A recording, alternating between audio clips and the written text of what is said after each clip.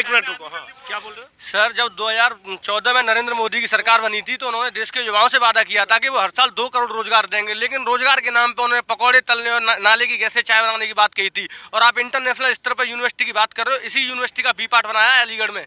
जब ये यूनिवर्सिटी केंद्रीय विश्वविद्यालय नहीं बन सका, लेकिन इसी के हमारे खंडारी कैंपस में रहते हैं एचआरडी मिनिस्टर रहे थे रामशंकर कटेरिया। हमने रोज उनसे मांग की थी कि ऐसे केंद्रीय विश्वविद्यालय बनाओ। ये केंद्रीय विश्वविद्यालय नहीं बन सका तो ये अंतर्राष्ट्रीय स्तर के विश्वविद्यालय का बना देंगे। जियो यूनिवर्सिटी की जमीन नहीं है, पता नहीं है, कुछ नहीं है, उसे यूनिवर्सिटी एनिमेंस का अवार्ड दे दिया। और विश्वविद्यालय, अंतर्राष्ट्रीय विश्वविद्यालय कहाँ से बना देंगे? कहाँ इनके ना तो कोई मेडिकल कॉलेज दिखता, ना कोई हॉस्पिटल दिखता, कोई व्यवस्था नहीं है। सरकारी विश्वविद्यालय चल रहा है, किसान धरने पर बैठा हुआ है, युवा धरने पर बैठा। आप किसान तक मत जाओ, अभी यही रहो यूनिवर्सिटी में। तो युवा धरने पर बैठा हुआ है जहाँ पे 65,000। आप किसान पे जा रहे हो, वैक्सीन पे चले जा रहे हैं। 65 नहीं तो किसान मैं करूँ, लेकिन युवा, बट किसान के मुद्दे पर 9 महीने से मैं बात कर रहा हूँ। अरे मेरे भाई, लेकिन 9 महीने से किसान पे मैं बात कर रहा हूँ।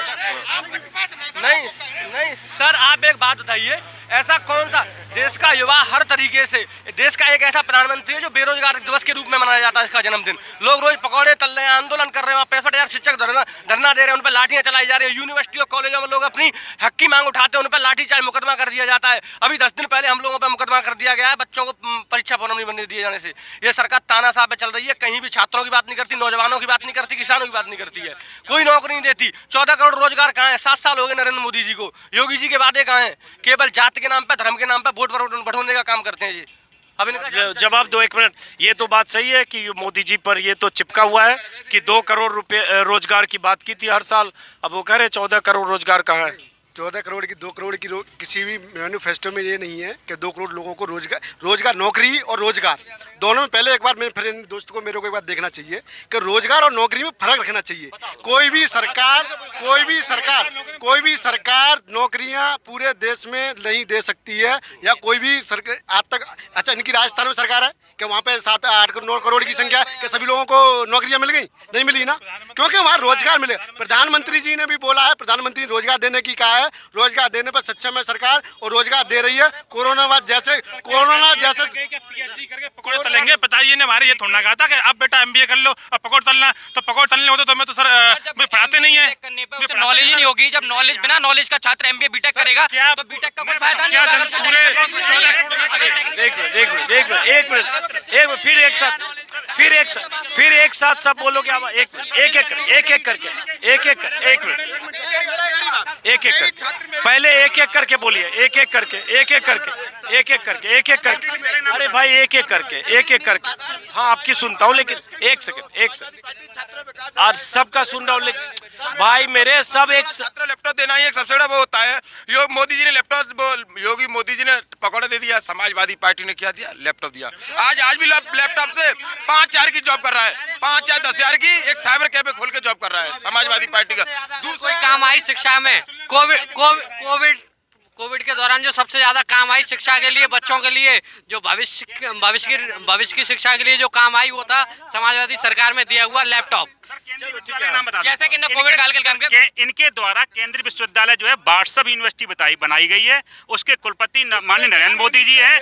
और रोजगार के नाम पे ये पकौड़ा जो बनाते लोग हैं वो रोजगार है, और ये सब व्हाट्सएप यूनिवर्सिटी के पढ़े हुए हैं। यही देश की विडंबना है सर। जो व्हाट्सएप यूनिवर्सिटी ज्ञान ले रही है उससे पर्याप्त रूप से। दूसरा, इन्होंने कहा, अब मैं 2017 का एक डाटा देना चाहूँ, डाटा पर बात करनी चाहिए। 2017 में उत्तर प्रदेश में जैसे ही सरकार चेंज हुई, अखिलेश सरकार के बाद योगी सरकार आई जैसे सरकार में, उसके बाद आप डाटा उठाइए, जो इंटर और हाई स्कूल के छात्र थे, लगभग 8 से 10 लाख लोगों ने अपनी क्या कहते हैं परीक्षा छोड़ दी। किस बेस पर छोड़ दी? उनको पता थी कि हम फॉर्म भर आएंगे, हम पास होके मार्कशीट घर आ जाएगी। लेकिन आप 16 के बाद डाटा उठा के दीजिए, एक छात्र ने भी कोई भी नहीं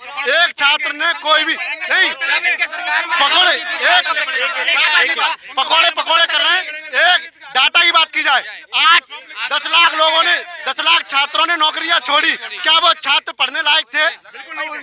पर उन्होंने सर इनके लेकिन 2017 के बाद 2018 के बाद आप डाटा उठाई दिए, एक भी छात्र ने, सिर्फ पढ़ने वाला छात्र ही शिक्षा के मंदिर में जा रहा है और उसने एक भी परीक्षा नहीं छोड़ी। एक करके आप पढ़ाई छोड़ रहे हैं क्योंकि माला में पढ़ने के बाद बेरोजगारी, हमारे पकौड़े ही तलने हैं तो वो पहले ही शुरू कर दें जिससे उनका वो बने।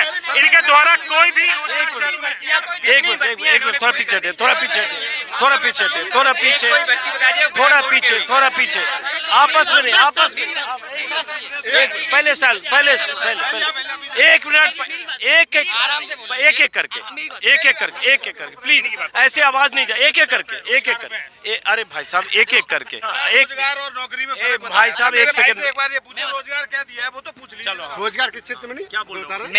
मैं बताऊं, जो पढ़ेगा उसे रोजगार भी मिलेगा और नौकरी भी मिलेगी। जो पढ़ेगा, अगर आप पढ़ोगे नहीं, चाचा ताऊओं से सिफारिश लगवाओगे अपनी, तो कभी रोजगार और नौकरी नहीं मिलेगी।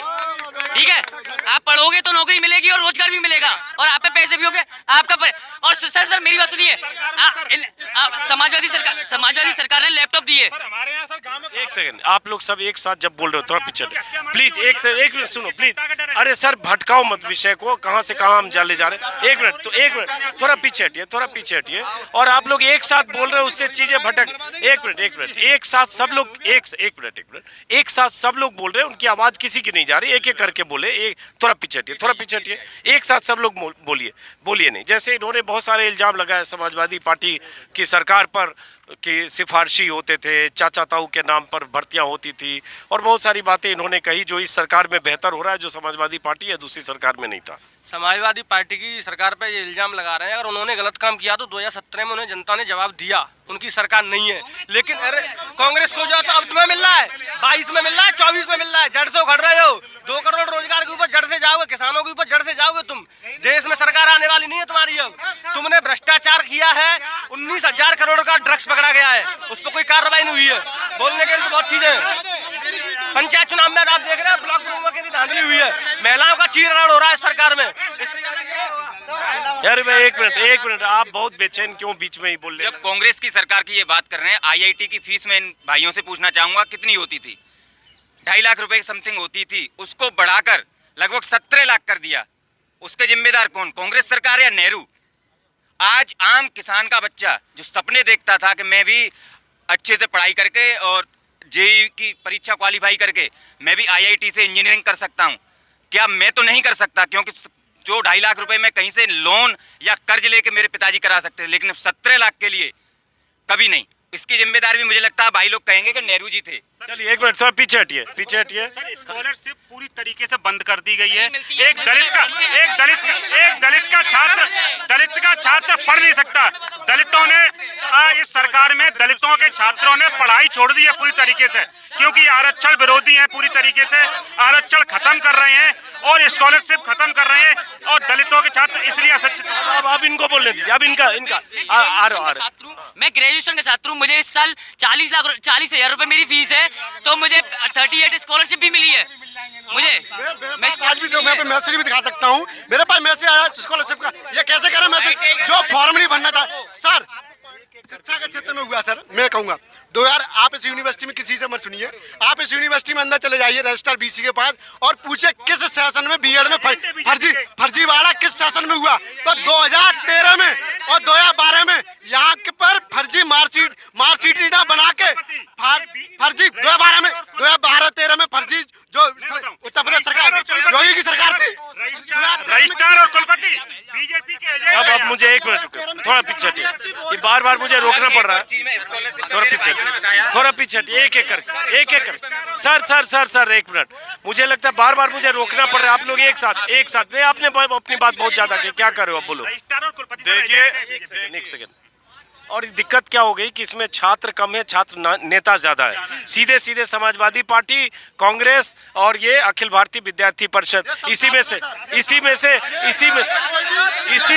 अरे भाई ये सब 50 साल से छात्र राजनीति कर रहे हैं। छात्र राजनीति करने के छात्र नेता, रुक जाओ ना, इसी में से कोई आपको विधायक कल को बनता हुआ दिखेगा और सांसद। ये उसी प्रकार के छात्र हैं जैसे नरेंद्र मोदी छात्र थे, वो भी कहीं नहीं। अरे आउट ऑफ कंट्रोल हो रहा है, मुझे हटना पड़े। देखो आप एक मिनट पीछे हटिए, पीछे हटिए, पीछे हटिए। अरे भाई चुप रहो, अरे भाई एक मिनट चुप रहोगे, आप लोग आउट ऑफ कंट्रोल कर रहे हो ना। आप एक मिनट थोड़ा पीछे भाई, एक मिनट, आप लोग एकदम एक मिनट भाई, अरे मेरे भाई, अरे एक मिनट प्लीज, आप ज्यादा कर रहे हो, आप करने नहीं दे रहे हो शो।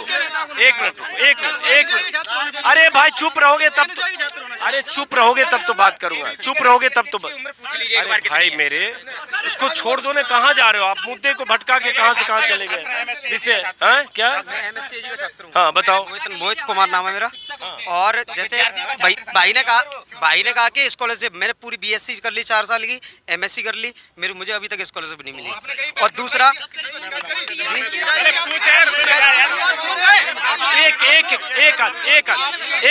एक आदमी इधर से, एक आदमी इधर से, एक आदमी। आपने कौन सी ईयर में करी है?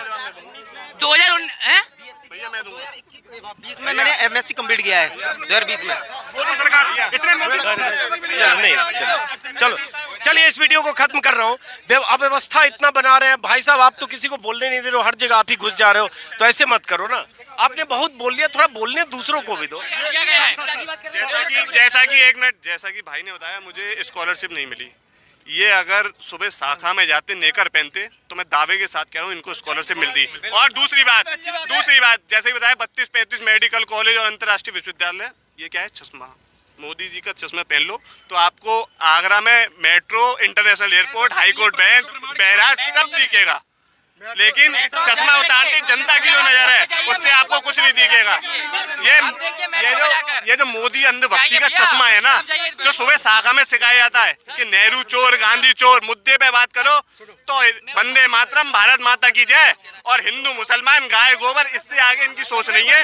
इनके पास अपना चिंतन नहीं है, इनके पास अपनी सोच नहीं है। देखिए एक मिनट हिंदू धर्म में मुझे लगता है अब ये शोर शराबा नहीं, एक मिनट, ऐसे शोर शराबा करो करने, एक मिनट आराम से बात करो, आराम से बात करो। मेट्रो काम नहीं हो रहा है हमारी प्रदेश सरकार की योजना में। नवंबर में यहाँ पे चालू हो जाएगी मेट्रो की, आप देख लेना। अखिलेश जी का प्रोजेक्ट है सर, सर समाजवादी पार्टी का प्रोजेक्ट था। अखिलेश जी ने हिंदुस्तान में कांग्रेस पार्टी लाई है, लखनऊ में, हिंदुस्तान में कांग्रेस पार्टी, सर लखनऊ में समाजवादी पार्टी सरकार में 2017 में मेट्रो को चलाने का काम किया। और फीता सर, इन्होंने सर फीता काटा, अब दोबारा सर आगरा में फतेहबाद रोड में फीता काटने का काम। चलिए अब ये मैं खत्म करूँ। एक मुद्दा रखना चाहता हूँ, ना तो मैं कोई नेता हूँ, मैं सिर्फ एक स्टूडेंट हूँ। मैं कॉम्पिटिटिव एग्जामिनेशन की तैयारी कर रहा हूँ। जैसा कि बीजेपी सरकार ने कहा था कि हर साल 3000 या 4000 दरोगाओं की भर्ती निकालेंगे। 2016 के बाद अब भर्ती निकाली है, और जितने लोग उस वक्त ओवरेज नहीं थे वो इस वाली भर्ती में ओवरेज हो चुके हैं। लेकिन अगर उन्हें भर्ती निकालनी थी तो उन सभी लोग जो 2016 के बाद के एप्लीकेबल थे उन्हें मौका देना चाहिए था, उन्हें मौका नहीं दिया गया। हम लोग हाई कोर्ट में जा चुके हैं, वहाँ भी हम केस हार गए। ये हमारे साथ अन्याय है या न्याय है? हम लोगों से कहा जाता कि पढ़ाई करिए, आपको जॉब मिलेगी, हम जॉब देंगे तो किन्हें देंगे? जो लोग कॉम्पिटिटिव एग्जाम की तैयारी कर रहे हैं उन लोगों के लिए ही जॉब नहीं है। फिर जॉब है किसके लिए? क्या पकौड़े बेचने के लिए हैं हम, या किसी और उसके लिए हैं? ना तो मैं किसी पार्टी से हूँ, ना ही मैं कोई नेता हूँ, कुछ भी नहीं हूँ। जस्ट एक स्टूडेंट हूँ, तैयारी करने वाला लड़का हूँ।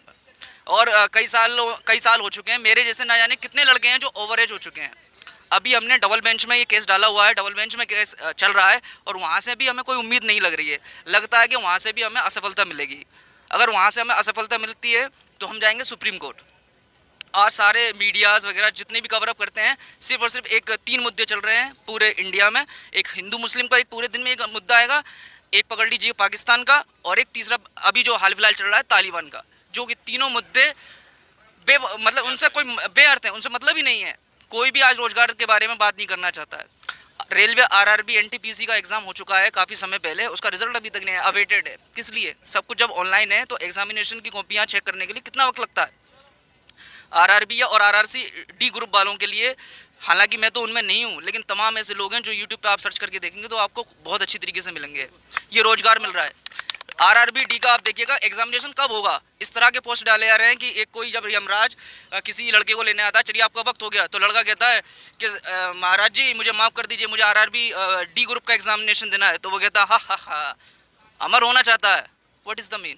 इसका मतलब ये है कि सर सरकार कोई भी हो, लेकिन इस समय जो सरकार है वो सिर्फ आपको लॉलीपॉप दे रही है, रोजगार देंगे, लेकिन पकौड़े के तलने के अलावा वो कुछ नहीं दे रहा है। चलिए, हालांकि सरकार का दावा है कि यूपी में 4.5 लाख से ज़्यादा युवाओं को नौकरियां मिली हैं, 3 करोड़ से ज़्यादा 3.25 करोड़ युवाओं को रोजगार मिले, रोजगार के अवसर सृजित हुए, यूपी सरकार का दावा है।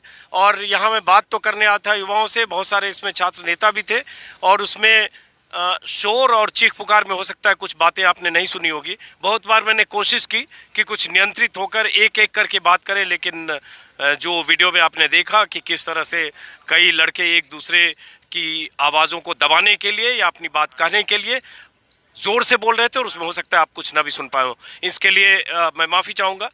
फ़िलहाल इस वीडियो को दोस्तों यहीं से ख़त्म करता हूँ। आगरा यूनिवर्सिटी जो अब भीमराव अंबेडकर विश्वविद्यालय के नाम से जाना जाता है, इस विश्वविद्यालय का इतिहास तो बहुत स्वर्णिम है। सवाल है कि इस विश्वविद्यालय से जुड़े छात्रों के बहुत सारे सवाल हैं और उन सवालों का जवाब हर सरकार से ये छात्र पूछते होंगे, इस बार भी पूछ रहे हैं। उम्मीद है इन छात्रों के सवालों का जवाब मिलेगा। फिलहाल इस वीडियो को ख़त्म करते हैं, फिर मुलाकात होगी किसी और वीडियो में। नमस्कार।